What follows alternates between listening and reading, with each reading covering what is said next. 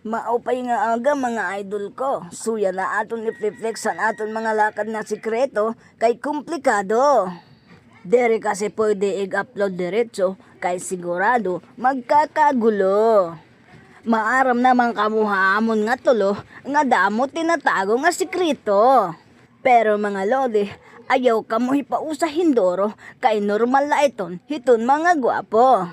Oo mga gwapo kami mga idol, hadto handiri pa uso ang tawo.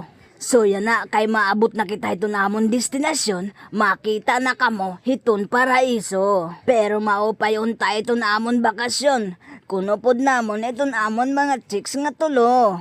Entrada pala hiton Bangon Falls mga idol, mapapawaw kamo tungod hiton view. Pag-abot na mo hito dida nga area, damo na ngayon ang tawo mga idol ko. So waray na kami paglangan, nag-asikaso na kami para pagluto. So kaya ako man ang pinakagwapo, waray na ako manlangan. Ginasikaso ko ang isda nga inutang ko pahan akong bugto. Niyan ko na ito babay di, kung sumahod na ako Facebook pero diri pa ako maaram kung saan o.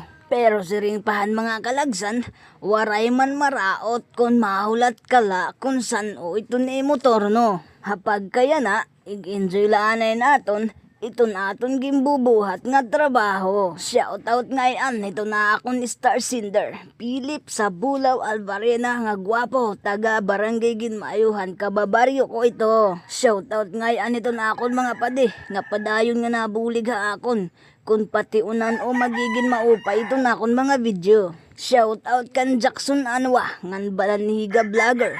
Nga waray pagkabutlaw pag pinamatronon pareha sa akon mga idolo. So samtang naglilimpyo kitahin isda, anakon dudo ang sangkay inalilisang para paghimuhin kalayo. Anako naman utsa nga sangkay, nanguhahin ba to para gamiton para pagtungtong hiton kaldero. Mataghom kasi ang panahon mga idol. Sa alit, makuri pagpalagan sungo. So, idabtan nga kami hinpira ka oras para makag-provide la kami hanamon para panluto. Pagka humanamon pangaon nito dida nga part mga idol. Namarigo na kami sa salog pero waray la kami magdugay kay pinanahagkot na kami hindoro. Waray na ako makag-video namon pamarigo mga idolo. Kay na